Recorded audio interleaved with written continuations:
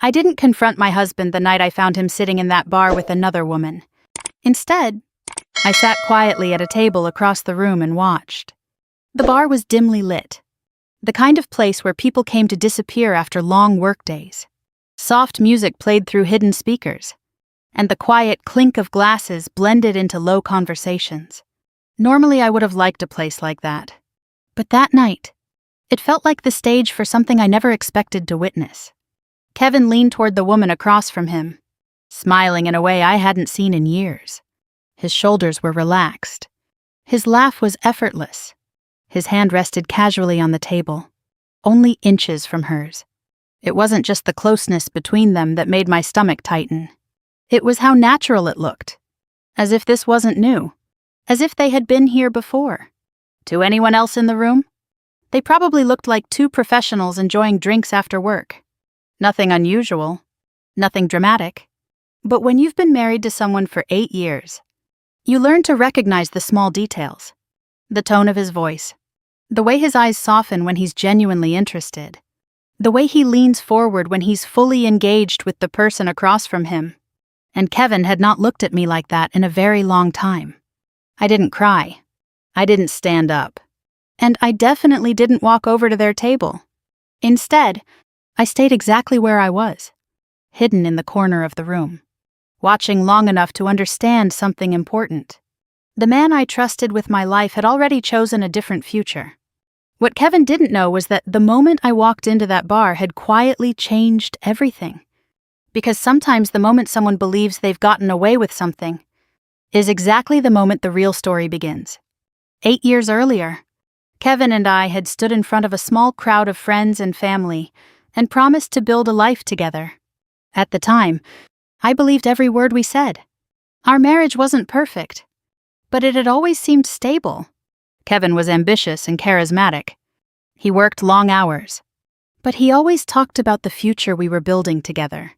The house we bought, the investments we made, the quiet routine of shared dinners and weekend plans. From the outside, we looked like a successful couple moving forward through life. But over the past year, small things had started to change. Kevin began coming home later than usual. At first, he blamed new responsibilities at work. Then it was sudden business trips. Then long phone calls he would take outside. Every explanation sounded reasonable on its own. But when you place enough small pieces together, patterns begin to form. I noticed new expenses on our credit card statements. Restaurants we had never visited. Hotel charges in parts of the city Kevin had no reason to be in. Once I even smelled perfume on his jacket that definitely wasn't mine. Still, I didn't accuse him. Maybe part of me didn't want to know the truth. Maybe part of me hoped I was imagining things. But then that night happened. Earlier that evening, Kevin had texted me, saying he needed to stay late at the office for an unexpected meeting. The message sounded ordinary, the kind of explanation that wouldn't normally raise suspicion. But something about it felt off. Instead of going straight home, I stopped at a small restaurant near his office building to grab dinner. That's when I saw the bar across the street. Through the glass windows, I noticed someone who looked familiar sitting inside. At first, I thought I was mistaken. But as I stepped closer, the reflection of the streetlights faded from the glass, and the scene inside became clear. Kevin, sitting at a table near the back, across from a woman I had never seen before. For several seconds, I just stood there on the sidewalk, staring through the window while the realization slowly settled into place. Then I walked inside, not toward them, toward a table in the far corner. From there, I could see everything. The woman was younger than me, probably in her late 20s. She wore a fitted black jacket and spoke animatedly, while Kevin listened with a smile that looked almost boyish. At one point, she reached across the table and touched his arm. Kevin didn't pull away. Instead, he laughed. That was the moment something inside me shifted. Not anger. Not even heartbreak. Clarity. Because suddenly all those small details from the past year made sense. The late nights. The secret phone calls. The unexplained expenses. It had all been leading here. I stayed for 15 minutes. Long enough to see Kevin lean close to whisper something that made her laugh. Long enough to see the way they looked at each other when they thought no one else was paying attention. Then I quietly stood up, paid for the drink I never touched, and walked out of the bar without either of them noticing. The night air outside felt colder than before. Cars passed along the street and people moved along the sidewalks like nothing in the world had changed. But everything had. As I walked toward my car, I realized something that surprised even me. I wasn't panicking. I wasn't even particularly emotional. Instead, my mind was already beginning to organize the situation. Kevin believed I knew nothing, and that assumption gave me something incredibly valuable: time. When I reached the car, I paused before opening the door and glanced back at the glowing windows of the bar. Somewhere inside, my husband was still sitting with the woman who had quietly replaced me in his life. Kevin thought he was beginning a secret new chapter. But as I started the engine and drove into the dark streets, one quiet thought formed in my mind. If he wanted to play games with the truth, then I would simply let the game continue. For a while, Kevin slept peacefully beside me that night. I lay awake long after the lights were off, staring at the ceiling while the quiet rhythm of his breathing filled the room. The man who had spent the evening laughing with another woman now looked completely relaxed, as if nothing in the world had changed, as if our marriage was exactly the same as it had always been. For a long time I simply watched him. There was something strangely revealing about seeing him like that, comfortable, unaware, unbothered by the secret he thought he was hiding so carefully. The clock on the nightstand slowly moved past midnight. Then 1, then 2, but sleep never came. Because once you see the truth, it becomes impossible to pretend you haven't. When the alarm rang at 6 the next morning, Kevin stirred and stretched like it was just another ordinary day. "Morning," he said, his voice still thick with sleep. "Morning." I kept my tone calm. "Steady." "Normal."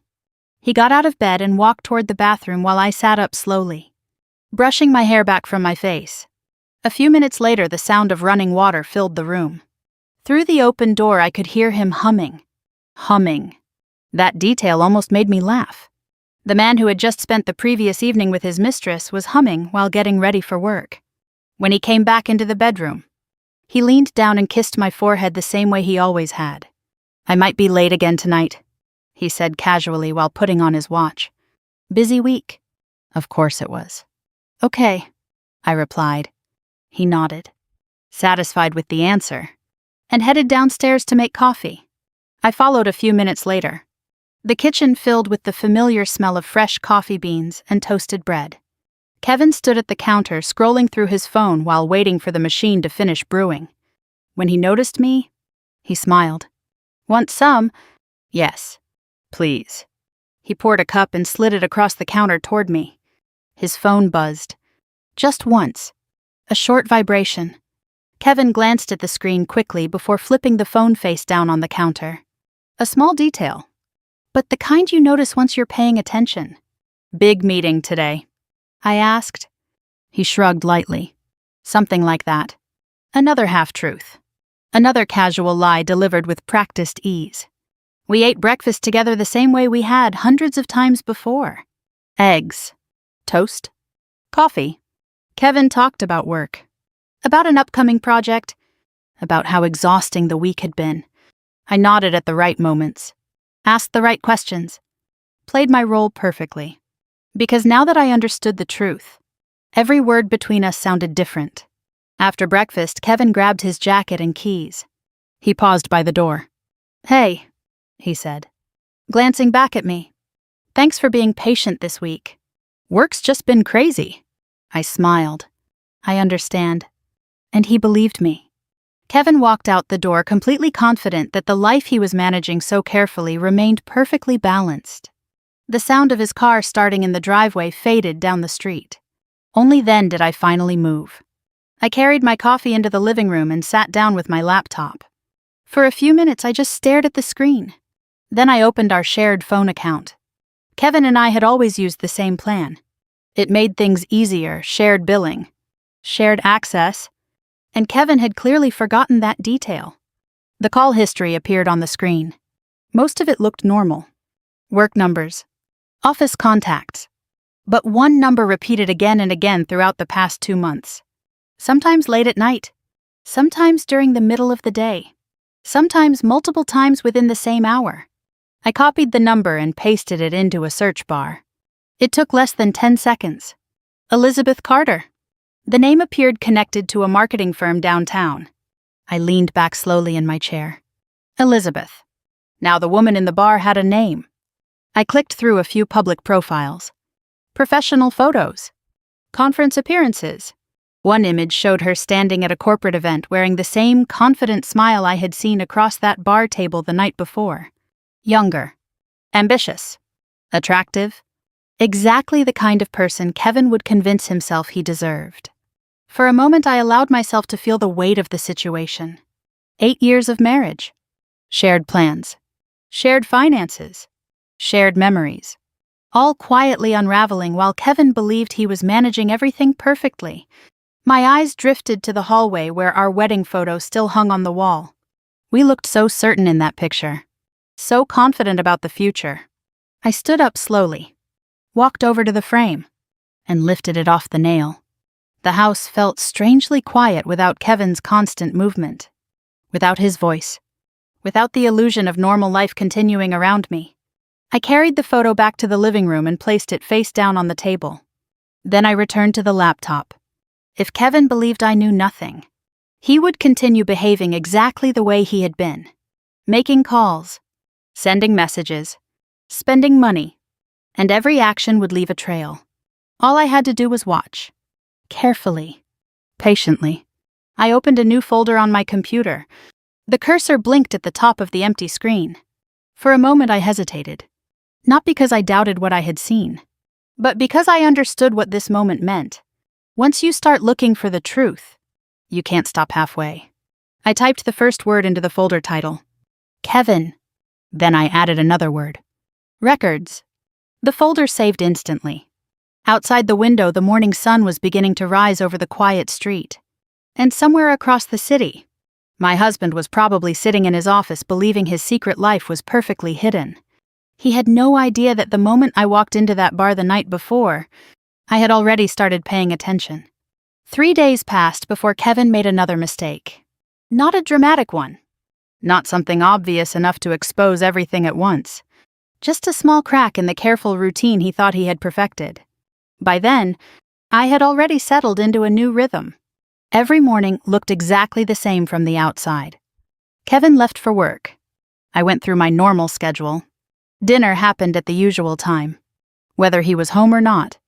But behind that routine, I was paying attention. Carefully. Patiently.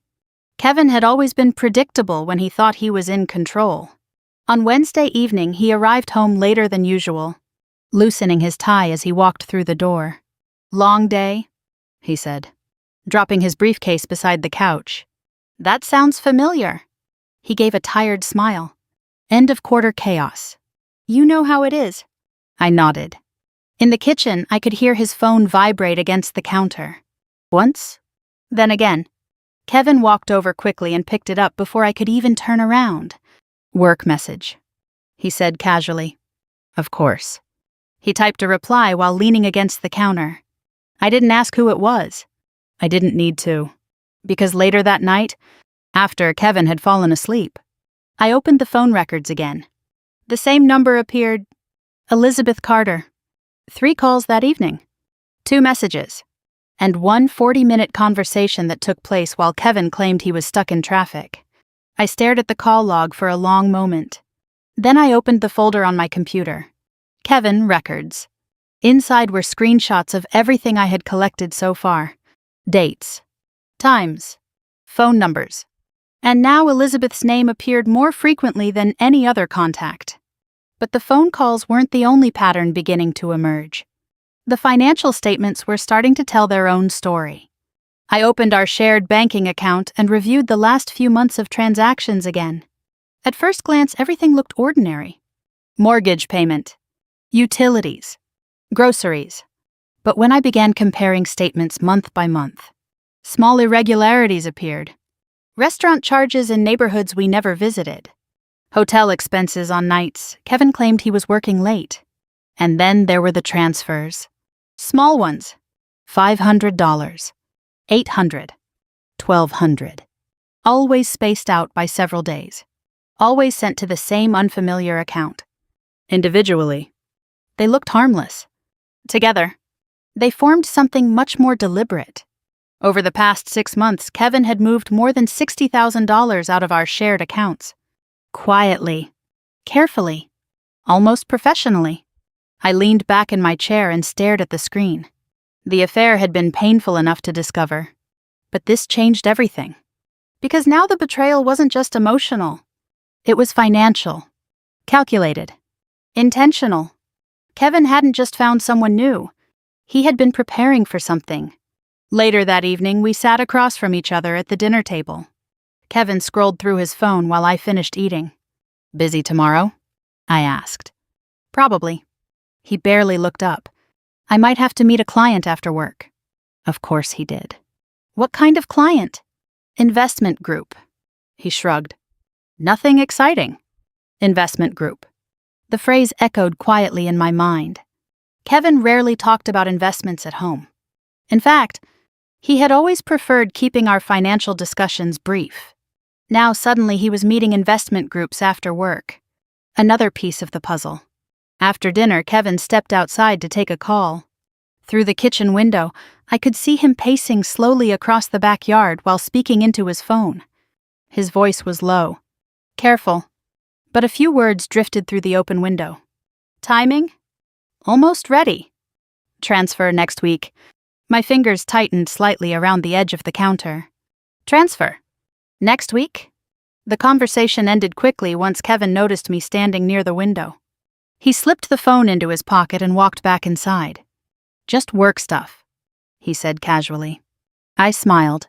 I figured. Later that night, when the house was quiet again, I returned to my laptop. Kevin, records. The folder was growing. Call logs, transaction screenshots, notes about conversations and dates. I added a new section labeled transfers. Then I began listing every financial movement I had discovered so far. The numbers were starting to form a clear timeline. Month by month. Kevin hadn't started moving money recently. He had started 6 months ago. 6 months. Which meant the plan had begun long before the night I saw him in that bar. The realization settled slowly in my mind. Kevin wasn't just cheating. He was preparing for a life without me. Preparing to leave the marriage with something hidden away. And the affair was only one part of that plan. I closed the banking page and leaned back in my chair. Across the room, the hallway light cast a faint glow onto the wall where our wedding photo used to hang. The empty nail remained. For a long moment, I simply listened to the quiet house around me. Kevin slept peacefully upstairs, completely unaware of what I had discovered. Completely confident that his secret life remained invisible. But the more evidence I gathered, the clearer one thing became. Kevin believed he was carefully constructing an escape. A new life, a new relationship, a hidden financial safety net. What he didn't realize was that every step he took left behind another trail, and I was beginning to follow every single one of them. The first time I realized how much money Kevin had been moving, I thought I had misread the numbers. I opened the banking statement again and slowly scrolled through the transactions one by one. At first glance, nothing looked dramatic. The amounts were small enough to avoid drawing attention.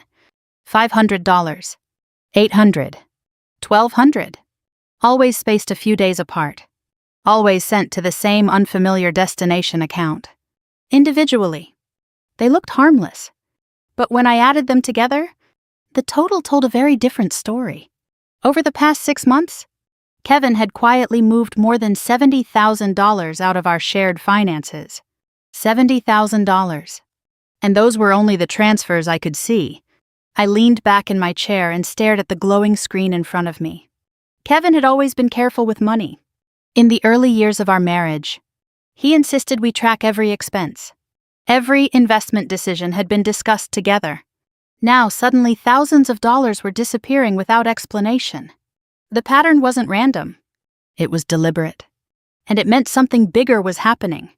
That evening, Kevin came home later than usual again. The sky outside had already turned dark. and the house lights reflected faintly against the windows when he walked through the door. "Sorry," he said casually, loosening his tie. "Work ran long." I looked up from the couch. "No problem." He dropped his keys on the kitchen counter and poured himself a glass of water. "You already ate." I waited. That wasn't entirely true. I had eaten earlier, but it helped maintain the routine Kevin expected. We sat down at the table a few minutes later. Kevin talked about a project at work while casually scrolling through his phone between bites. Every few minutes the screen lit up with a new notification. Each time, his eyes flicked downward before he quickly locked the phone again. "Busy tonight?" I said. "Yeah," he replied without looking up. "A lot of people texting about the project." Of course they were. I nodded and continued eating. It amazed me how easily he delivered these explanations. Not dramatic lies. Just simple, ordinary ones. After dinner, Kevin stood up and grabbed his jacket. "I need to step out for a bit," he said. "At this hour?" "Just a quick meeting." "Okay." He leaned down and kissed my cheek before heading toward the door. The front door closed softly behind him. I waited exactly 30 seconds before walking to the window. Kevin's car pulled out of the driveway and disappeared down the street. The house fell quiet again. I returned to the laptop. The same unfamiliar account number appeared on nearly every transfer Kevin had made. I copied it into a search field, trying several different financial lookup tools. At first, nothing appeared. Then finally, a small detail surfaced. The account belonged to a newly opened financial institution in another state. Not a major bank. A smaller investment platform that specialized in private accounts. I sat still for a moment, letting the realization settle in.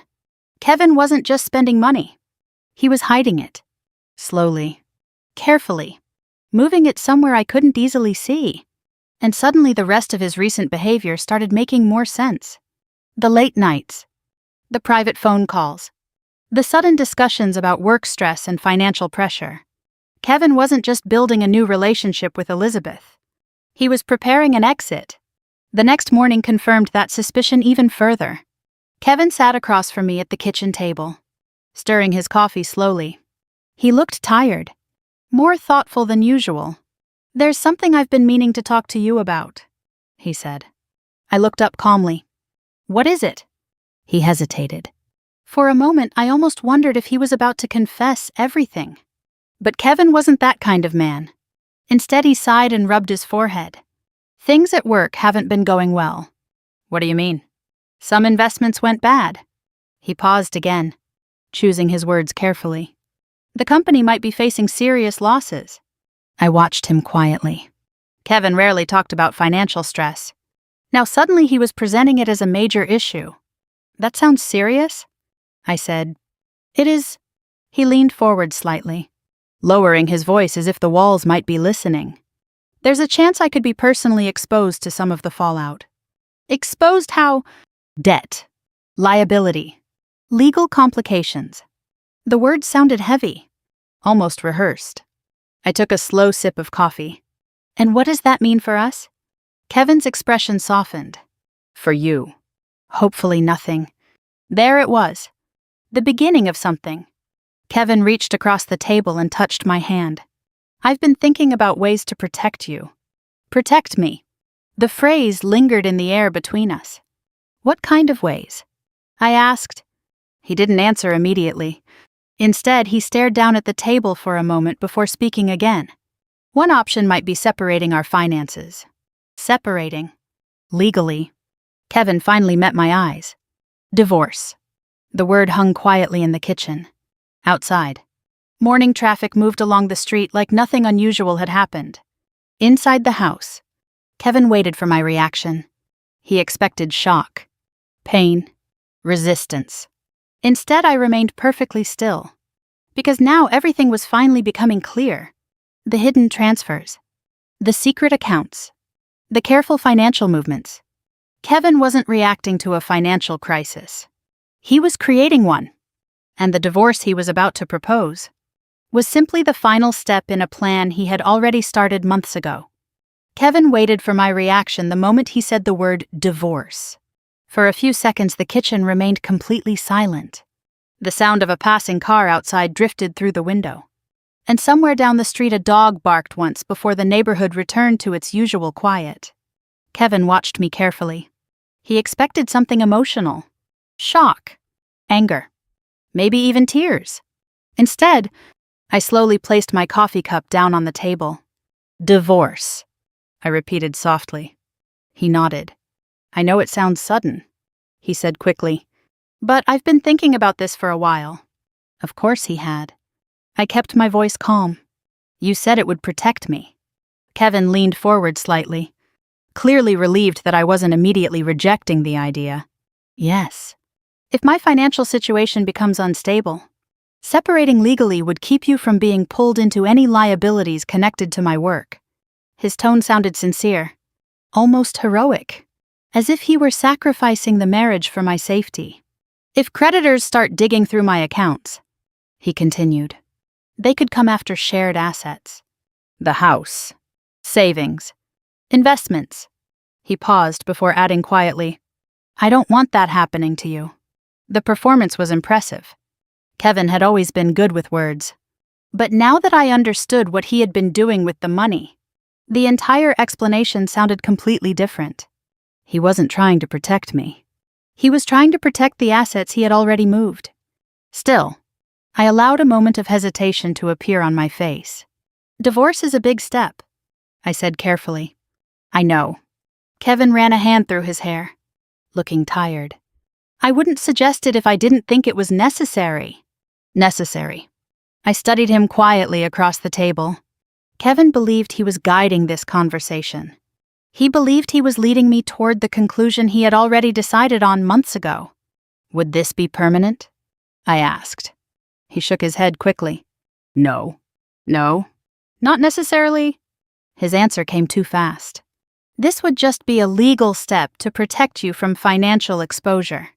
Until things stabilize. Exactly. Kevin leaned back slightly, relieved that the conversation seemed to be moving in the direction he wanted. We could even think of it as temporary, he added. Once everything settles down, we could revisit things. Revisit things. The phrase almost made me smile. Kevin was offering the illusion of hope, a soft landing for a decision that had already been made in his mind. I looked down at the table for a moment, pretending to think, have you talked to a lawyer about this? Yes. Another quick answer. Just to understand the options. Already. Kevin nodded. I wanted to be prepared. Prepared. That word echoed quietly in my mind. Prepared for a financial crisis. Prepared for a divorce. Prepared to move money out of our accounts months in advance. Kevin had been planning this far longer than he wanted me to believe. When would this happen? I asked. Soon. He took a slow breath. The sooner we separate legally, the safer you'll be. Safer. I let the silence stretch for a few seconds. Kevin watched my face carefully, waiting for resistance. Instead, I slowly nodded. If you really think this is necessary, I said quietly, then I trust you. The relief on Kevin's face was immediate. You do? Yes. I kept my voice steady. If this protects our future, then we should do what needs to be done. Kevin reached across the table and squeezed my hand. I knew you'd understand. Of course I did. Because now the entire picture was becoming clearer. Kevin had already moved money into hidden accounts. He had already built a relationship with Elizabeth. And now he was creating the legal separation that would allow him to keep everything safely outside the marriage. From his perspective, the plan was almost complete. Later that afternoon, Kevin emailed me the first draft of the divorce paperwork.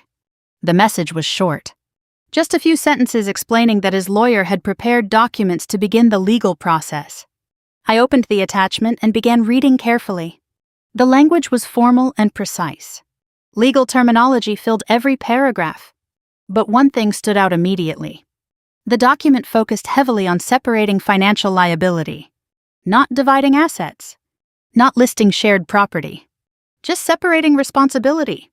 In other words, Kevin wanted the legal protection of divorce without the financial transparency normally required in one, I leaned back in my chair and slowly closed the file. The strategy was obvious. Finalize the divorce quickly. Avoid detailed financial disclosure.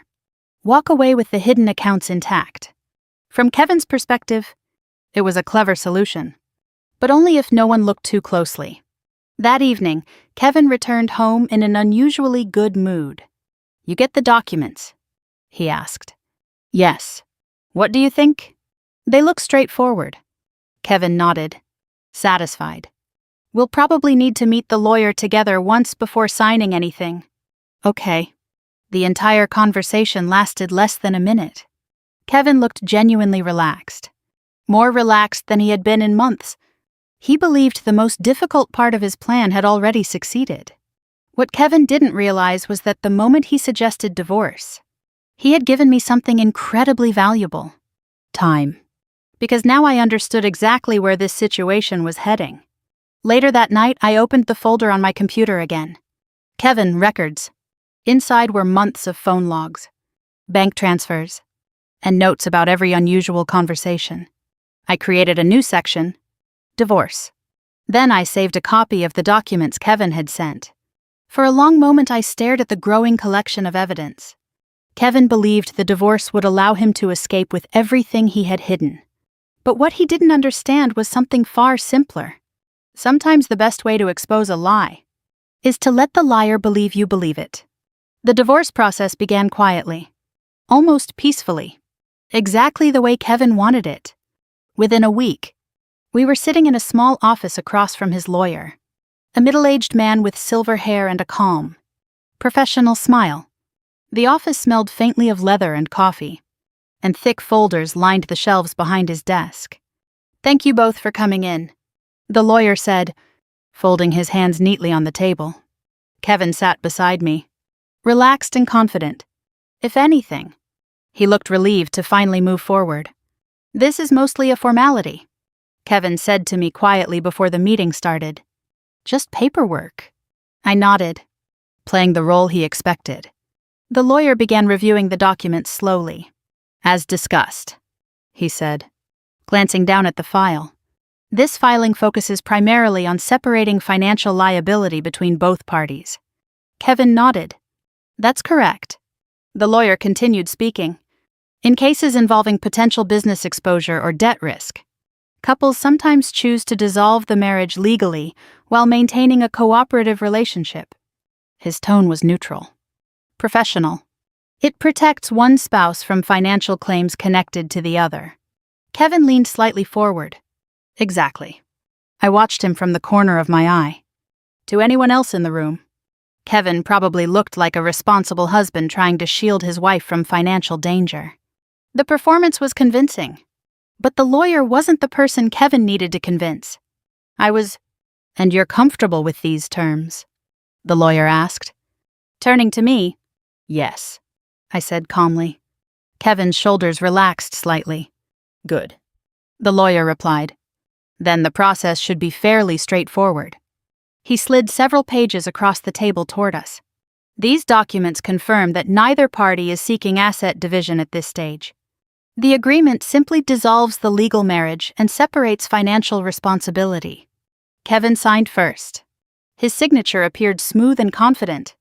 When he handed me the pen, I paused just long enough to appear thoughtful. Then I signed as well. The lawyer collected the papers and placed them neatly back into the folder. "We'll file these with the court this week," he said. Kevin smiled. "Thank you." The meeting lasted less than 40 minutes. When we stepped outside the building, the afternoon sun felt unusually bright. Kevin took a deep breath as if something heavy had finally been lifted from his shoulders. "That went better than I expected," he said. It seemed simple enough. He turned toward me, studying my expression. "You're okay with all of this?" "I trust you." Those 3 words seemed to reassure him completely. Kevin smiled. "I promise this is temporary." "Temporary." I nodded but said nothing. That evening Kevin went out again. "Another work meeting," he said while grabbing his jacket. I watched him leave without asking questions. The moment the door closed behind him, I walked upstairs and opened my laptop. The divorce paperwork was already saved in my records folder. Now it sat beside the transaction history, phone logs, and screenshots I had collected over the past several months. Each piece of information connected to the same pattern. Kevin moving money. Kevin meeting Elizabeth. Kevin preparing a financial escape. But there was still one thing missing. Proof of where the money was ultimately going. I reopened the spreadsheet where I had been tracking the transfers. Every payment Kevin made eventually passed through the same intermediary account. That account belonged to a small investment platform. But it didn't stay there long. Within days, the funds were always transferred again. To somewhere else. I zoomed in on the newest transaction Kevin had made just 2 days earlier. $10,000. Moved late at night. The timestamp caught my attention. 11:47 p.m. That was exactly the same time Kevin had stepped outside that evening to take a call. I copied the destination account number again and began searching through several financial databases. Most searches returned nothing useful. But after nearly 30 minutes, a small detail appeared. The receiving account was linked to a private holding company. A company that had been registered only 4 months earlier. 4 months. Right around the time Kevin had started working late more often. The company name was unfamiliar. But one thing stood out immediately. The registered address? I opened a map and typed it in. The location appeared instantly. A luxury apartment building downtown. My fingers rested on the keyboard for a moment. Kevin wasn't just hiding money. He was sending it somewhere specific. Somewhere connected to the life he was planning after the divorce. And if my instincts were correct, Elizabeth was part of that plan. I closed the laptop slowly. Outside, the night had grown quiet. Kevin still wasn't home. For a long moment I sat in the dark living room thinking about everything that had happened over the past year. The hidden accounts. The secret relationship. The carefully staged divorce. Kevin believed he was controlling every step of this situation. He believed the legal separation would allow him to disappear into a new life without consequences. But he had made one critical mistake. He had underestimated how closely I was paying attention. And now, for the first time, I knew exactly where to look next. Because somewhere inside that luxury apartment building, Kevin's future was waiting. And very soon, I was going to see it for myself. The luxury apartment building stood at the edge of downtown. Tall and quiet, its glass windows reflecting the pale light of the early evening sky. I parked across the street and sat in the car for a moment, watching the entrance. People came and went casually. A couple walked in holding grocery bags. A man in a suit stepped out while talking on his phone. Nothing about the building suggested anything unusual. It looked like the kind of place young professionals moved into when they wanted a fresh start. Which made it exactly the kind of place Kevin would choose. I checked the address again on my phone. The holding company that had received Kevin's money was registered here. Not a corporate office. Not a business center. An apartment building. That meant the account was probably tied to a private residence. And if I had to guess who lived there, the answer wasn't difficult. Elizabeth. I stepped out of the car and crossed the street slowly. Inside the lobby, the air smelled faintly of polished marble and expensive perfume. A security desk sat near the entrance. But the guard was busy talking with a delivery driver and barely glanced at me when I walked past. The elevators stood at the far end of the lobby. I pressed the call button and waited. My heart beat faster than usual, but my face remained calm. The elevator doors opened with a soft chime. Inside, I pressed the button for the top residential floor listed in the building directory. If Kevin had chosen a place like this, he wouldn't settle for anything less than the best. The elevator rose quietly. Floor numbers lit up one by one. When the doors opened again, the hallway was silent. Soft lighting ran along the walls, and thick carpet muffled every sound. Only 4 apartments were located on this level. I walked slowly down the corridor, reading the small nameplates beside each door. The third one stopped me. Parker. Elizabeth Parker. My chest tightened slightly, but I forced myself to remain steady. So this was it. The place Kevin had been sending money to. The place where his new life was beginning. I stood there for several seconds, listening. From inside the apartment came faint music and the sound of voices. 2 voices. One of them was Kevin's. I didn't need to hear the words to recognize it. For a moment I closed my eyes. Not from sadness. Not from anger. Just from the quiet confirmation of something I had already known. Then I turned and walked back toward the elevator. There was no reason to knock. No reason to confront them. Not yet. Back in the car, I sat quietly and watched the building again. Lights slowly began turning on in the windows as evening settled over the city. Somewhere above me, Kevin and Elizabeth were probably sitting together in that apartment, believing their plan was unfolding perfectly. Kevin thought the divorce would protect his money. Elizabeth probably believed she was stepping into a comfortable future. Neither of them understood how fragile that future actually was, because now I knew exactly where Kevin's hidden funds were going. And more importantly, I knew where he planned to build his new life. Later that night, Kevin returned home. It was almost midnight when I heard his car pull into the driveway. He walked into the house looking relaxed, even cheerful. "Still awake?" he asked when he saw the light in the living room. "Couldn't sleep." He loosened his tie and dropped his keys onto the table. "Long day." "I'm sure." Kevin poured himself a drink and sat down across from me. For a moment he studied my face carefully. "You've been very calm through all of this," he said. "What do you mean?" "The divorce." He took a sip of his drink. "Most people would be angry." I shrugged lightly. "You said it was necessary. That doesn't make it easy. Life rarely is." Kevin smiled faintly.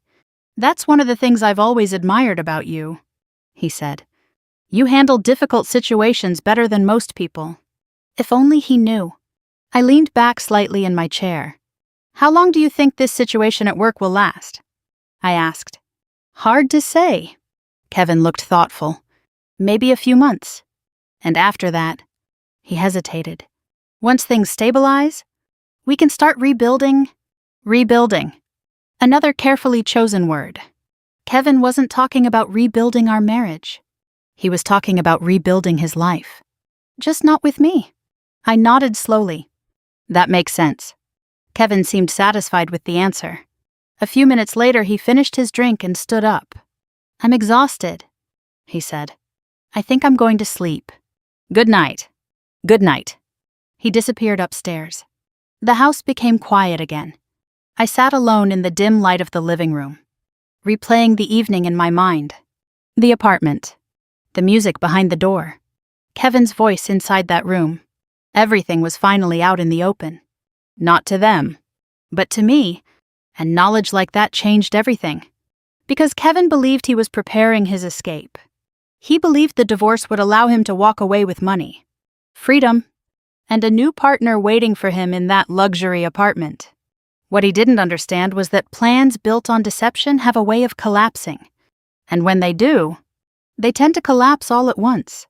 The next morning, Kevin behaved as if nothing in our lives had changed. He moved through the kitchen calmly, making coffee while the early sunlight filtered through the windows. The same routine we had followed for years continued almost perfectly. Except now I understood that everything about it was temporary. Kevin sat across from me at the table, scrolling through his phone while sipping his coffee. "You have plans today?" he asked casually. "Just errands." He nodded without looking up. "I might be late again tonight." "Work." "Yeah." The lie came naturally to him. But after what I had seen at the apartment building, the lie didn't bother me anymore. It was simply another piece of the larger picture. Kevin finished his coffee and stood up. "Try not to worry too much about everything," he said. "I'm handling the financial situation." "I know." He leaned down and kissed my cheek before leaving the house. The moment his car disappeared down the street, I returned to my laptop. The account numbers Kevin had been using were now familiar to me.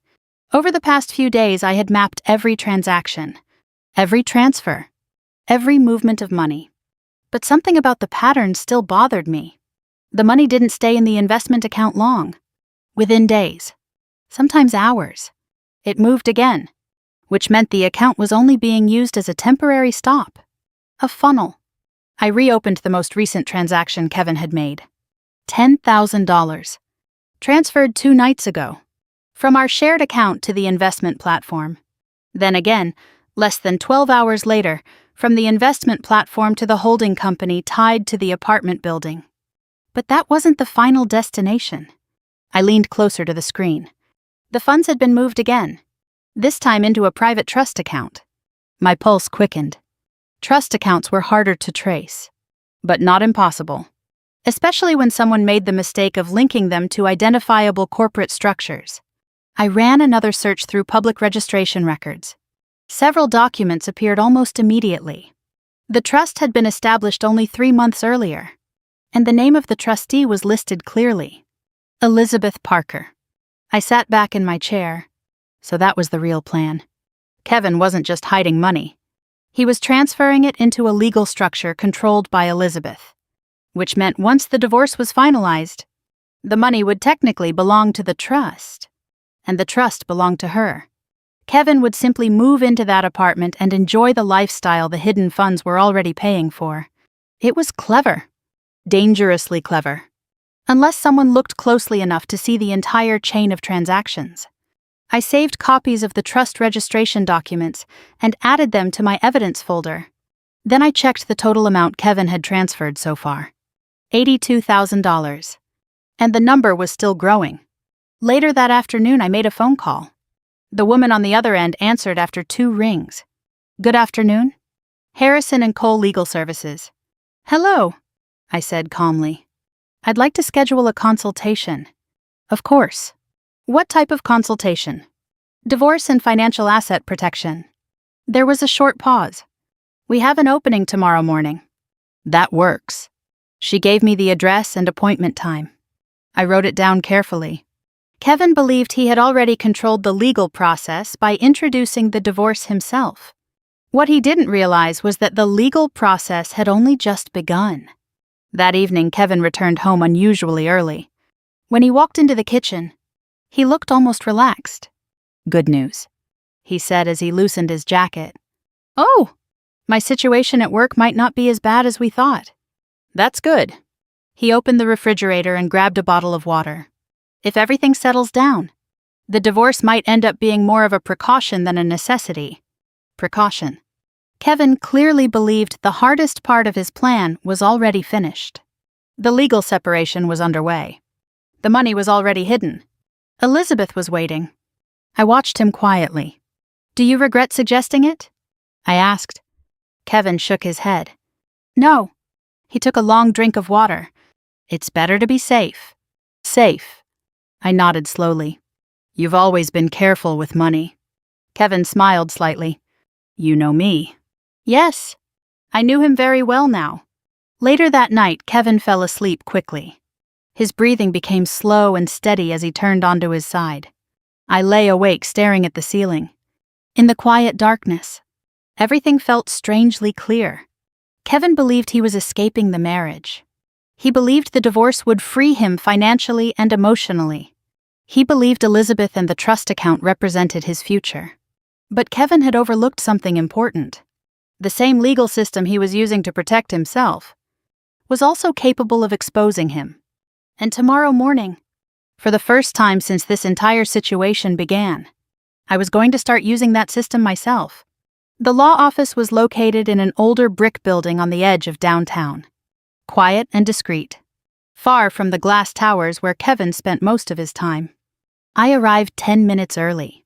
Inside, the waiting room was calm and understated, with soft lighting and shelves filled with legal books. A woman at the front desk greeted me politely and asked me to take a seat. Miss Carter will see you shortly, she said.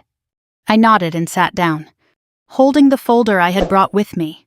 Inside were printed copies of the transaction history, screenshots of the account transfers, the trust registration documents, and the divorce papers Kevin's lawyer had prepared.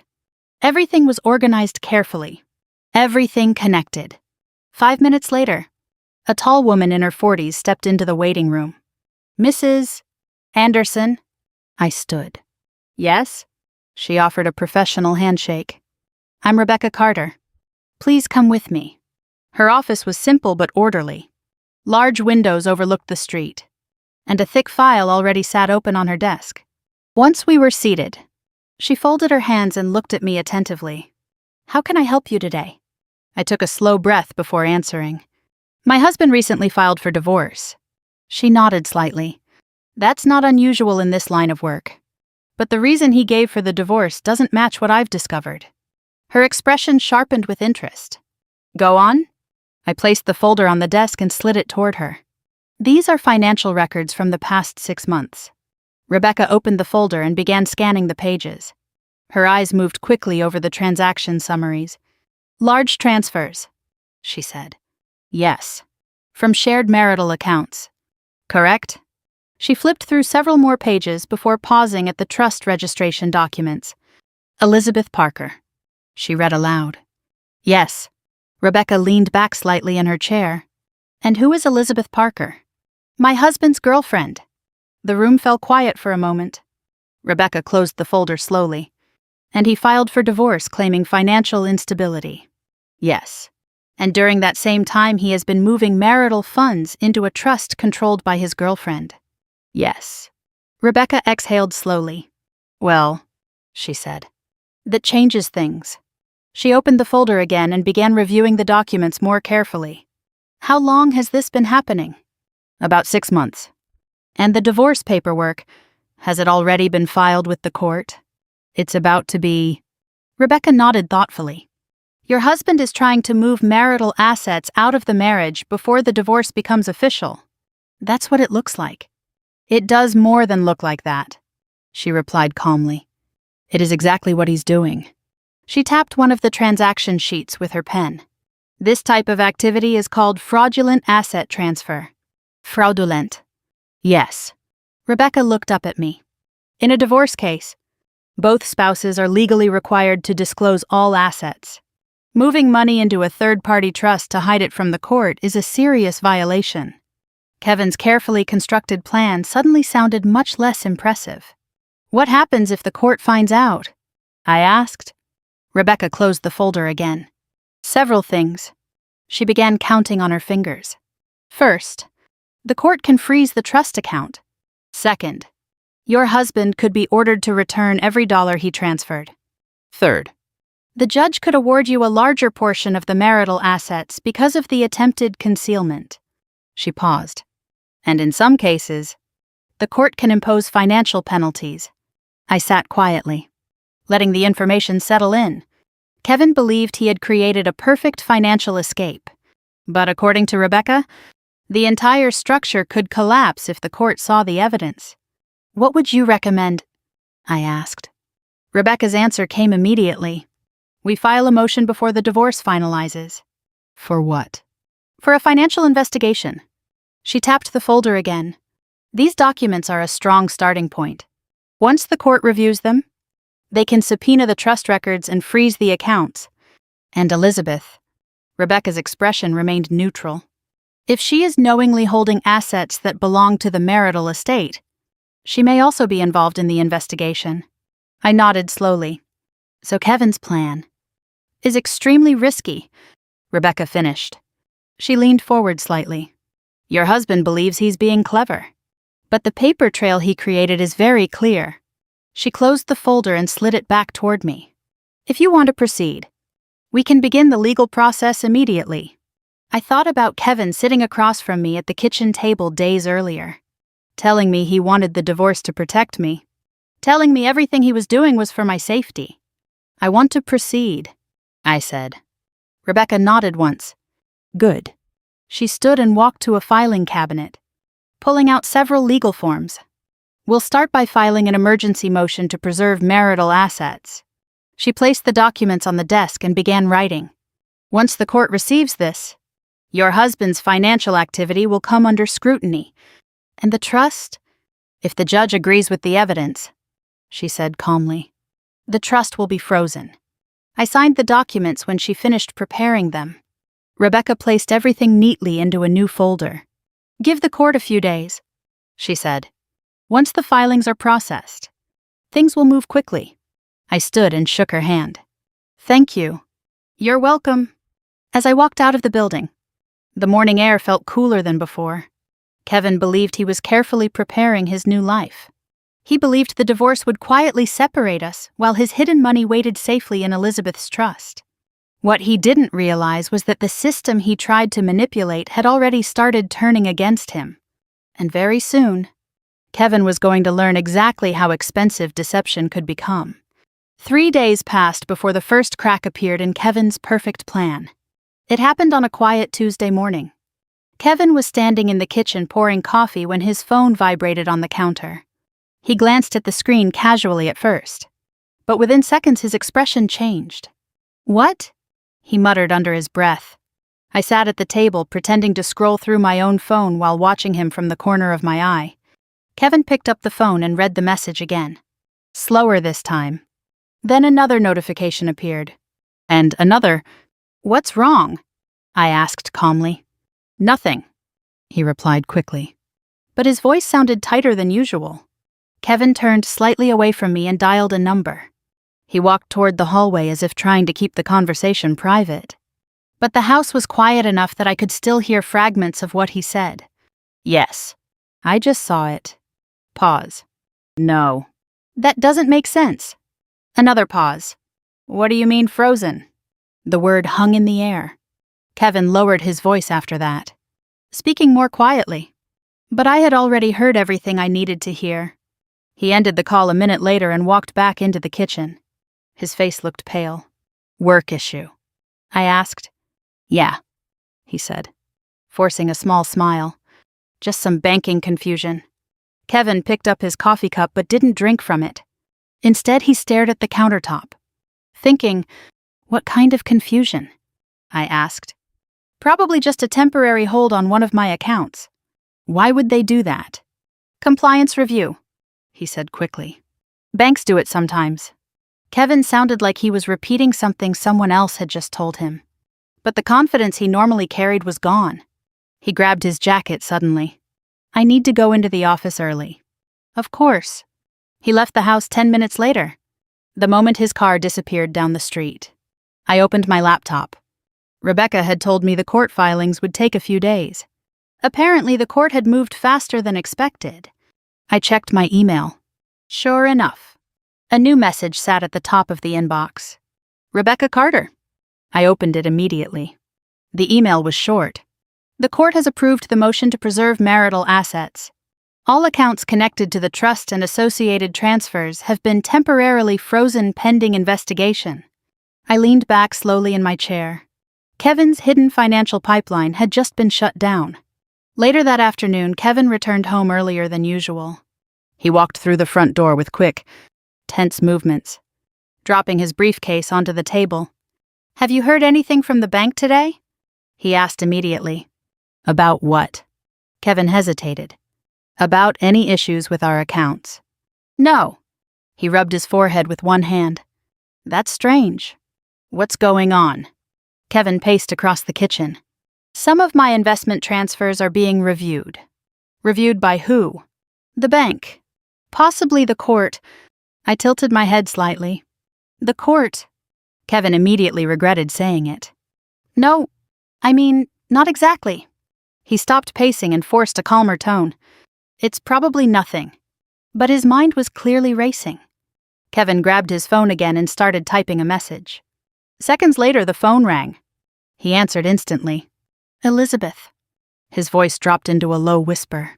"Yes, I know." Pause. "No, don't panic." Pause. "I'll handle it." He glanced toward me briefly before walking outside to continue the conversation. The front door closed behind him. I remained seated at the table, quietly waiting. 10 minutes later, Kevin returned. His expression had changed again. Now he looked angry. "Did you talk to anyone about our finances?" he asked suddenly. The question came out sharper than he probably intended. "Why would I?" Kevin studied my face carefully. "Because someone filed a financial preservation motion." The words were deliberate. "Which means someone thinks assets are being hidden." I shrugged slightly. "Is that happening?" Kevin stared at me. For a moment the room felt heavy with silence. Then he looked away. "No." He exhaled slowly. "This is probably just a misunderstanding." Kevin walked over to the refrigerator and grabbed another bottle of water. but his hand shook slightly when he opened it. "Lawyers will sort it out," he muttered. "Yes," I said quietly. "I'm sure they will." Kevin stood there drinking water while staring out the window. For the first time since he suggested the divorce, the calm certainty he carried was gone. Because somewhere in the legal system, someone had started asking questions, and Kevin knew exactly what those questions might reveal. What he didn't know yet was that the investigation had only just begun. Kevin barely slept that night. I could hear him moving around the bedroom long after midnight, his footsteps crossing the floor again and again. Every few minutes, the glow of his phone lit up the dark room, followed by the quiet tapping of messages being sent. He thought I was asleep, but I lay perfectly still, listening. At one point, he stepped out onto the balcony to make another phone call. The sliding door closed softly behind him, but the night air carried fragments of his voice back into the room. "No, they can't do that without proof." Pause. "I know what the paperwork says." Another pause. "It's temporary. My lawyer will handle it." The call ended a few minutes later. When Kevin came back inside, he sat on the edge of the bed for a long time before finally lying down. Morning came quickly. Kevin was already dressed when I walked into the kitchen. He looked tired. There were dark circles under his eyes, and his movements felt sharper, more impatient than usual. "I have a meeting this morning," he said immediately. "Lawyer?" Kevin hesitated. "Yes." "About the bank accounts?" "Yes." He grabbed his keys from the counter but stopped before leaving. "You didn't talk to anyone about our finances, right?" I looked at him calmly. "No." Kevin studied my face for a moment. Then he nodded once and left the house. The moment his car disappeared down the street, my phone buzzed. A message from Rebecca. "The court has scheduled a preliminary review hearing for tomorrow afternoon. Kevin will receive official notice today." I read the message twice before setting the phone down. So things were moving even faster now. By midday, Kevin still hadn't returned home. But I knew exactly where he was, trying to fix a problem that could no longer be quietly solved. Around 3 in the afternoon, the front door opened suddenly. Kevin walked in with quick, tense steps. He looked furious. "What did you do?" he demanded. I looked up from the couch. "What do you mean?" Kevin held a thick envelope in his hand. "The court," he said. "They're investigating the transfers." He threw the envelope onto the coffee table. Documents spilled out across the surface. "Fraudulent asset concealment," he read bitterly. "That's what they're calling it." I glanced at the papers but didn't touch them. "That sounds serious." Kevin laughed once. A sharp, humorless sound. "It's ridiculous." "Is it?" Kevin ran a hand through his hair, pacing across the room. "Someone filed a motion claiming I moved marital assets into a trust. And did you?" He stopped pacing, his eyes locked onto mine. "That money is mine. From our shared account. It was an investment. For Elizabeth's trust." The room went completely silent. Kevin's face changed instantly. The anger drained away, replaced by something else. Shock. "How do you know about that?" he asked slowly. I didn't answer immediately. Instead, I stood and walked over to the coffee table, looking down at the scattered documents. Kevin followed my movement carefully. "You hired a lawyer," he said. It wasn't a question. "Yes." Kevin stared at me as if seeing me for the first time. "For how long?" he asked. "Long enough." The realization spread across his face piece by piece. "You knew?" "Yes." "You knew about the transfers?" "Yes." Kevin let out a long breath and sank into the chair across from me. "So the bank freeze?" "Yes." "The investigation?" "Yes." Kevin leaned forward, resting his elbows on his knees. For the first time since this entire situation began, he looked uncertain. "You should have talked to me," he said quietly. "Why?" "So we could handle this privately." "You mean quietly?" Kevin didn't respond. He simply stared at the floor. "Kevin," I said calmly, "you filed for divorce claiming financial risk. I was trying to protect you. You moved $80,000 into your girlfriend's trust. That's not how it..." And now the court is asking questions. Kevin rubbed his temples slowly. You've complicated everything. I almost laughed at the sentence. Have I? Kevin looked up again. If the court thinks I tried to hide assets, they'll tear through every account I have. Yes. They could freeze everything. Yes. Kevin's jaw tightened. This could destroy my finances. I met his eyes calmly. That was the risk you took. For a long moment, neither of us spoke. Then Kevin leaned back in the chair, staring at the ceiling. This isn't over, he said quietly. No, I agreed. It isn't.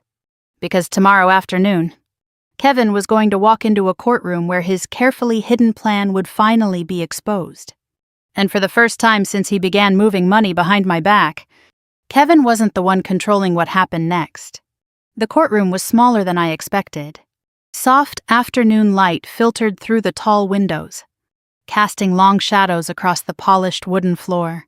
A few quiet conversations filled the room as lawyers organized papers and whispered final instructions to their clients. Kevin stood across the room beside his attorney. For the first time since I had known him, he looked uncertain, not defeated, but no longer confident. His eyes briefly met mine before he quickly looked away. The court clerk called the session to order, and everyone took their seats. The judge entered calmly, reviewing the documents already placed on the bench. This hearing concerns a motion to preserve marital assets during an ongoing divorce proceeding, she said. Her voice was steady and controlled. Rebecca sat beside me and slid a folder toward the judge. Your Honor, the petitioner believes significant marital funds were transferred into a third-party trust shortly before the divorce filing. Kevin's attorney immediately stood. Your Honor, these transfers were legitimate investments unrelated to the marital estate. Rebecca remained calm. With respect. Your Honor, the funds originated from a joint marital account and were transferred to a trust controlled by the respondent's romantic partner. A quiet ripple moved through the room. Kevin shifted in his seat. The judge began reviewing the documents carefully. Bank statements, transfer records, trust registration paperwork. Every piece of the puzzle Kevin had created. She turned a page slowly. These transfers total $82,000, she said.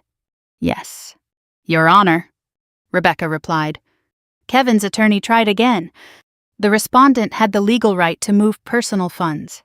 The judge looked up over her glasses. From a shared marital account. Kevin's lawyer hesitated.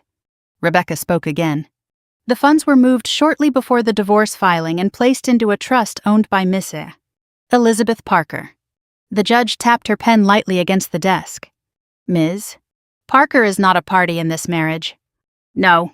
Your Honor. Kevin sat very still. For a moment the room felt completely silent. Then the judge closed the folder. The court finds sufficient cause to preserve the marital estate pending a full financial review. Kevin's attorney stiffened slightly. Your Honor, all accounts connected to these transfers will remain frozen until the investigation concludes. Kevin looked down at the table. And the trust? Rebecca asked calmly. The trust is included. The judge replied. A faint murmur moved through the courtroom. The judge continued speaking. If the investigation confirms intentional concealment of marital assets, the court will consider appropriate financial remedies. Kevin didn't move. Didn't speak. For the first time since the divorce began, the outcome was no longer part of his carefully designed plan. The hearing ended less than 15 minutes later, outside the courtroom hallway. Kevin stood quietly near the wall while his lawyer spoke to him in a low voice. Elizabeth wasn't there, but the trust that held her future had just been locked down. Rebecca turned to me. That went well? Yes. It's only the beginning, she added. I know. Across the hallway, Kevin finally looked up. His eyes met mine again, but this time the expression was different. Not confident, not calculating, just tired. For a moment he looked like he wanted to say something. Then he simply turned and walked away. A week later, the final settlement discussions began. The investigation uncovered every transfer Kevin had made. Every account. Every hidden transaction. The trust was forced to return the money to the marital estate, and the judge made one final decision Kevin hadn't anticipated. Because of the attempted concealment, the financial division shifted significantly in my favor. Kevin lost far more than he ever expected. The house, the savings, even several investment accounts he thought were protected. Meanwhile, the apartment downtown eventually went quiet. Elizabeth moved out shortly after the investigation began. The future Kevin had been building disappeared faster than it started. Several months later, I sat on the balcony of my new home, watching the evening sky fade slowly into darkness. The air was peaceful. For the first time in a long time, everything felt calm. Kevin's plan had begun with secrecy, with lies, with the belief that deception would give him control. But sometimes the truth has a way of catching up. And when it does, the consequences arrive all at once. So if you've ever experienced betrayal like this, or watched someone believe they could manipulate the truth forever, remember one thing: the truth always leaves a trail, and sooner or later, someone follows it. If this story surprised you, or if you've ever seen karma unfold in a way no one expected, let me know in the comments. I'd love to hear your thoughts. And if you enjoy stories where the truth eventually wins, don't forget to subscribe and stay here on the channel. Because sometimes the most powerful revenge is simply letting the truth speak for itself. This story is fictionalized for dramatic effect.